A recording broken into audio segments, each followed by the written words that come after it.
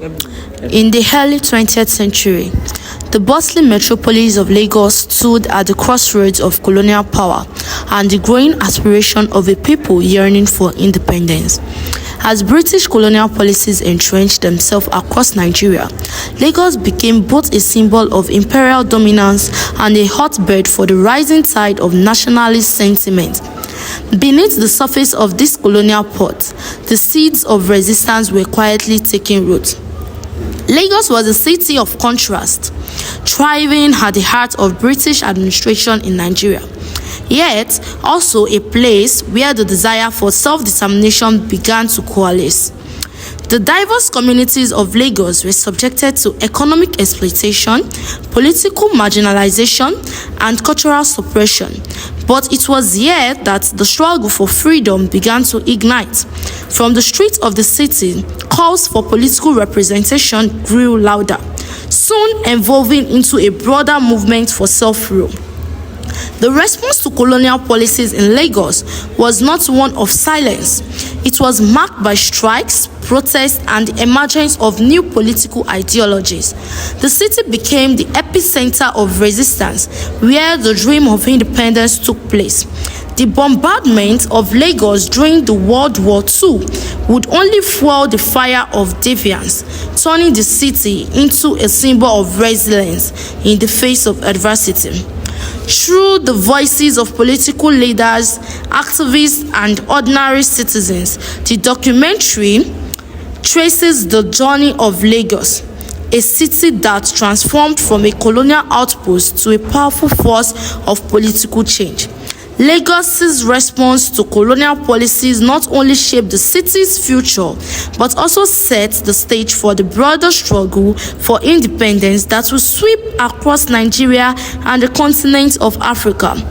This is the untold story of how Lagos, in its resistance and mobilization, ignited a movement that ultimately reshaped the future of a nation.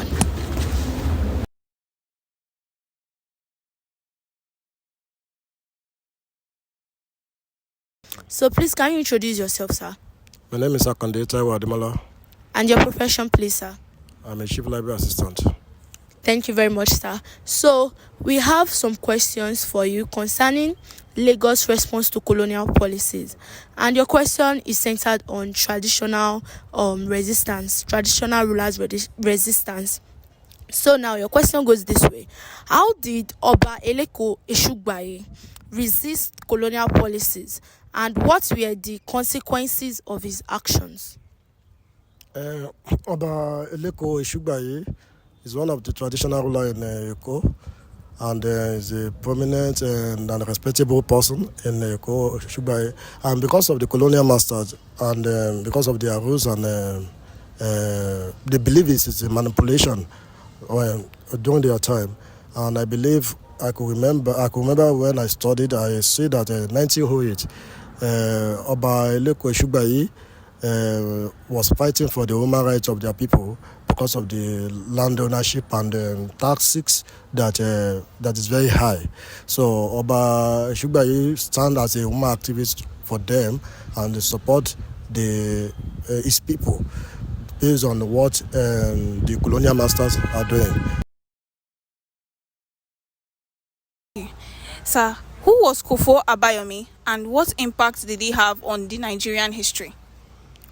Kofo Abayomi is a legend in terms of education. So he's an educationist, and he was born on July 10, 1896, and is the first ophthalmologist in Nigeria. And in terms of medical line, he really tried. He's one of the first leader in the first premier university in Nigeria, which is the University of Ibadan. And he really make an achievement in terms of education. And in terms of movement, he is a nationalist, and he co-founded the National Youth Movement in Nigeria. And then, in terms of indigenous participation, he make an impact in Nigeria. And he was a legend that we cannot forget in the history of Nigeria in terms of education. That is also why they named Kufuor Abayomi at VI, Victoria Island. That's why they named it after him.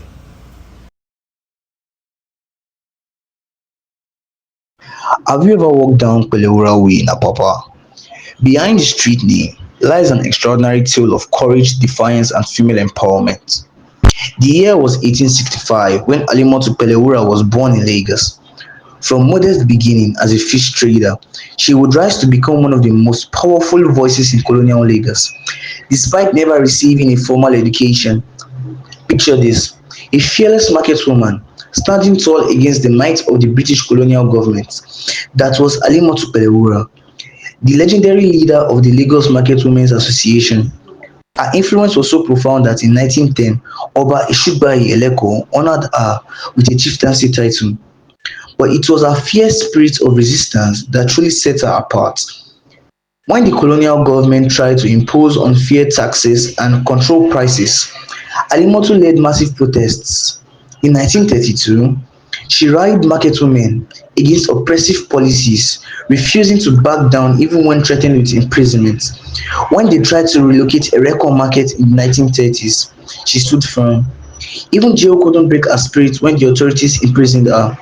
Lagos market women took to the streets, demanding her release, and they succeeded. Beyond the markets, Alimotu was a true political force. She was active in the Nigerian Union of Young Democrats and the Nigerian Women's Party. Her tireless advocacy for women's rights earned her the prestigious title of Erelu in 1947. When she passed away in 1951, she left behind a legacy that would inspire generations. Her successor, Abibatu Mogaji, mother of Bola Ahmed Tinubu, would continue her fight for market women's rights. Today, as you walk down Pelewura Way, remember, you are walking in the footsteps of a woman who dared to challenge an empire armed with nothing but courage and conviction. This is the story of Alimotu Pelewura, market woman, activist, and one of Nigeria's greatest daughter.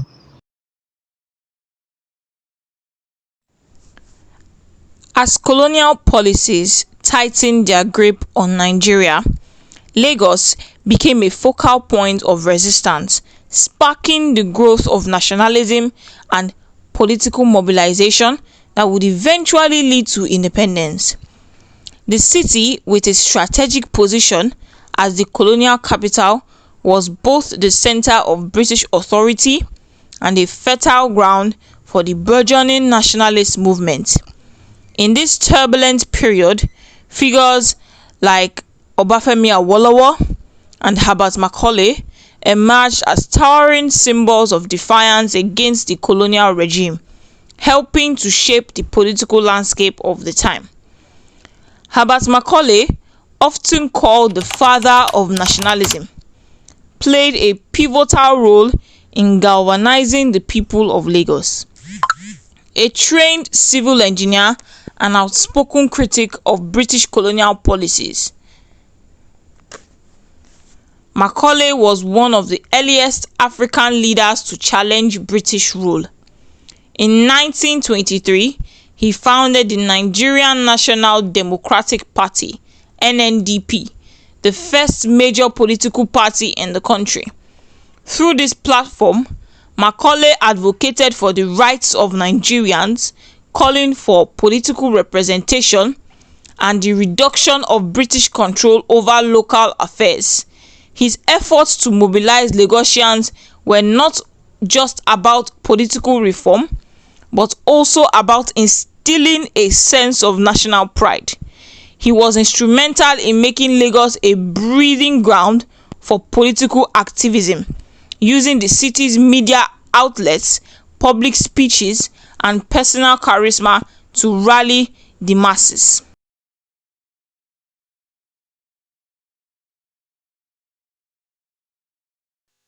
One of the earliest and most significant protests occurred in 1945 when the British colonial government attempted to impose new tax regulations on the people of Lagos. The colonial authorities sought to increase indirect taxes, which disproportionately affected the working class and the urban poor, many of whom lived in Lagos. The response was swift and forceful. The Lagos tax riots saw thousands of Lagosians, from market women to civil servants, take to the streets in protest. The riots were not merely about tax increases, but were a broader expression of frustration with colonial economic policies that exploited and marginalized the local population. It was a pivotal moment in the history of Lagos political mobilization, as it showed that even under the heavy hand of colonial rule, the people of Lagos were willing to stand up for their rights. Labour and trade union play a crucial role in opposing colonial policies in Lagos during the British rule. As the city developed into a colonial administrative and economic hub, unions emerged as powerful organizations that represented the interests of workers and spearheaded resistance against exploitative colonial practices. Here is an exploitation of their role: advocacy for workers. Labour unions were at the forefront of demanding better wages, improved working conditions, and fair treatment of African workers. The colonial government and European employers often paid African workers significantly less than European counterparts and subjected them to harsh working conditions. Unions now organized protests and strike to address it. Then, when they were paying them less, Union now call for protests. They were protesting all around their agencies and in Lagos especially. So later, after that protest, they now went on strike. So now the European now says, okay, we need to look into their protests to see what we can do. And at the end of their meeting, they now agree to pay them the same amount of money they are paying their Europeans. Alhaji.H.A.B Macaulay is a founding father of Nigeria policies in 1922. And the reason you find out the political party is like by physical exploitation by the colonial masters. Because the colonial masters deliberately build these policies and they have the structure in mind. Before they came back to Nigeria, it's to come and exploit us, not come and build Nigeria. So what like my colleagues do is that if you look at international politics very well, there's two things: international politics. Either you fight revolutions or you play politics to break out of the vicious cycle of poverty. So all of my colleagues felt that they are going through a lot of suffering, excessive tax, expectation, all these things. So what it did is to found a political party in 1922, and the political party found that is to chase away the colonial master away. So the first Nigeria has a constitution. The first constitution that we had is Ecclesiastic Constitution in 1922. So that constitution bet a political party called NDP party. Okay. So after he found that party, and the political ideology of the party and the persuasion of the party is to chase the colonial master away. Okay. So he did well. So in 1946, he created another party called HSS party. It's just a nomenclature, but the same political ideology to have self-government, to have to chase the British out of the Western region. Okay. So it play a huge role in terms of our politics. So he's a father of nationalism. He helped Nigerians to gain independence for the British. Okay. So what would you what are like the key contributions that he made? What would you can you just highlight few of the contributions? Development, in terms of political development, like I said, he laid the foundation. After he laid the foundation, he allowed the Zik Awolowo Inaro to take over from that place. So after he died, most of all this time, after he died in 1946 or 47, so Zik and Awolowo took over the party and Professor Oyeta took over the party. So in 1951, the Master's Constitution bet three regions: the Western region, the Northern region. Although the 1946 Constitution by Richard Constitution already created that region. So it was 1951 that the Master's Constitution now bet three regions: the western region, the eastern region, and the northern region. So Awolowo, after the western region, then Awolowo, through his wisdom, in discretion, and in discernment between the British, and chased away the British out of the western region. So at least if you watch that, you have done well. So it's like the founding father The of. founding father of Nigeria politics and the Nigerian constitutions. Okay.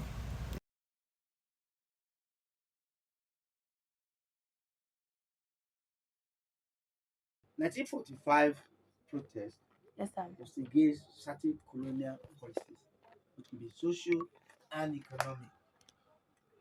For example,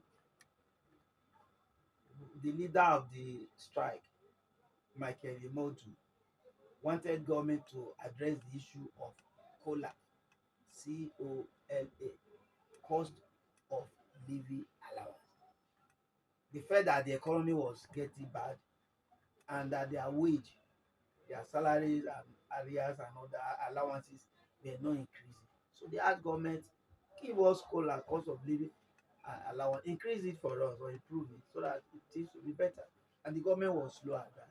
And so they had to mobilize themselves, one another, to be able to resist government's, what you can call, lackadaisical attitude. Mobilization is not difficult because it's normally done among the workers. During that period, you had the railway workers union. So they will not drive the railway today. The workers refused to go to work. So it didn't work and everywhere was grounded. Sometimes if it's about water supply. Yes, water supply to everybody, but it's difficult to mobilize everybody to protest.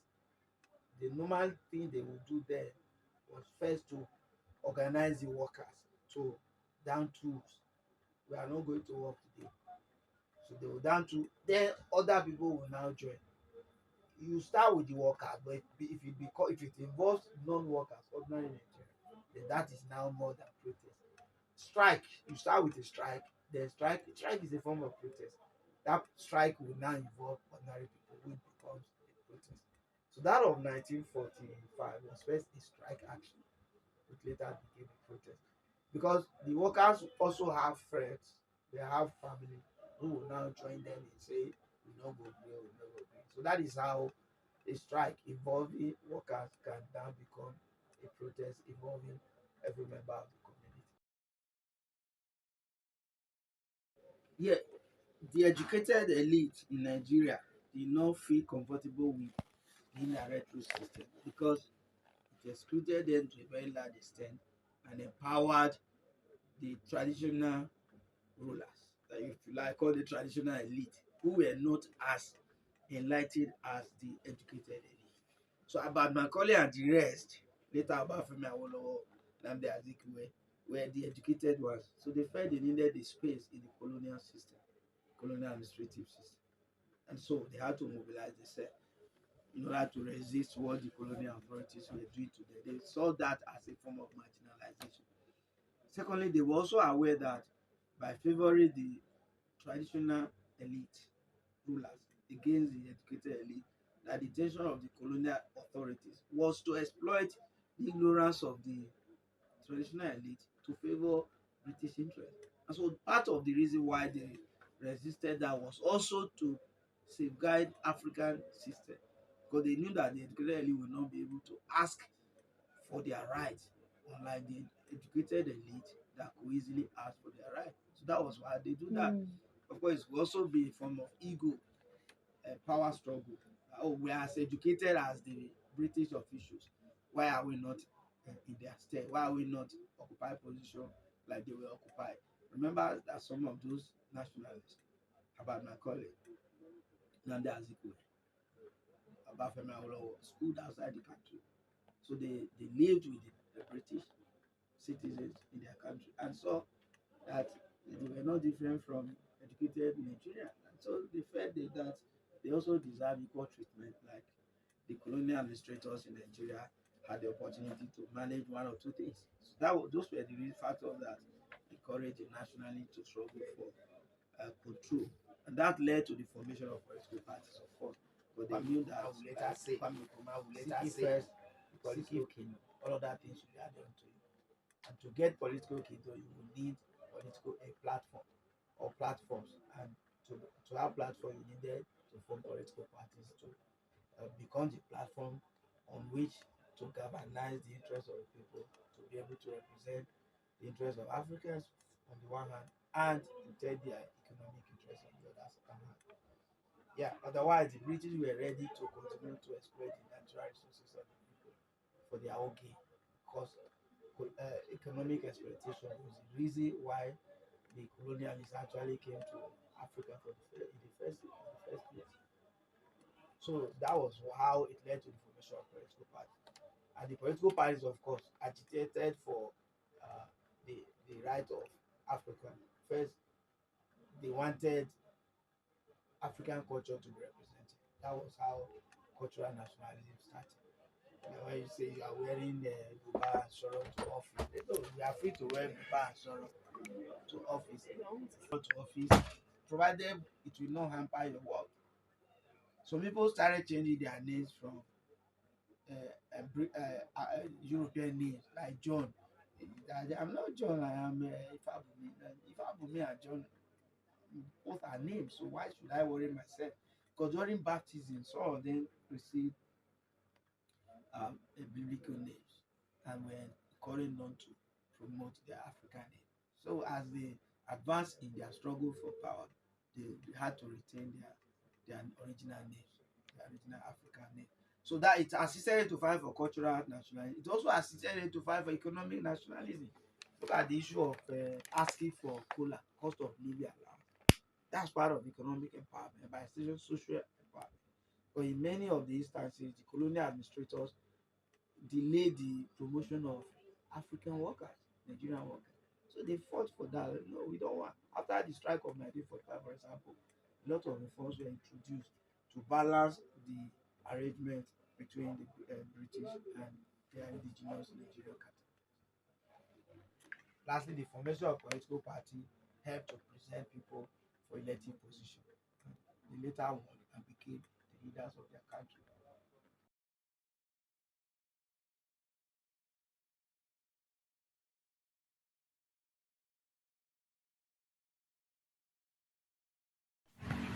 In all, the response of Lagos to colonial policies provides several valuable lessons, particularly for understanding resistance, adaptation, and the quest for self-determination.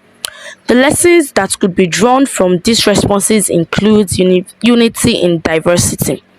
The diverse population of Lagos, comprising various ethnic and social groups, showed the collective action is possible despite differences.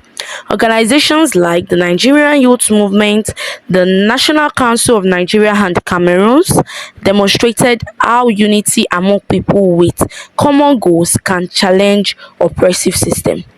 Also, the role of education in social change, like now the educated elites in Lagos such as Herbert Macaulay and Nnamdi Azikiwe underscores the importance of education in empowering individuals to challenge oppressive systems. These elites use newspapers, public debates, advocacy to expose colonial injustice and policies and mobilize the public.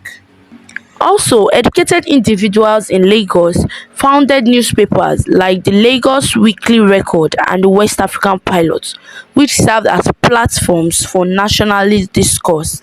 This publication criticized colonial policies, promoted African identity, and mobilized public opinion against colonial rule. Education in Lagos facilitated the creation of nationalist groups such as Nigerian Youth Movement, co-founded by Lagos elites like Akofo Abayomi. Education helped educated Nigerians articulate their grievances in ways that resonated with both local and international audience. This is the response of Lagos to colonial policies.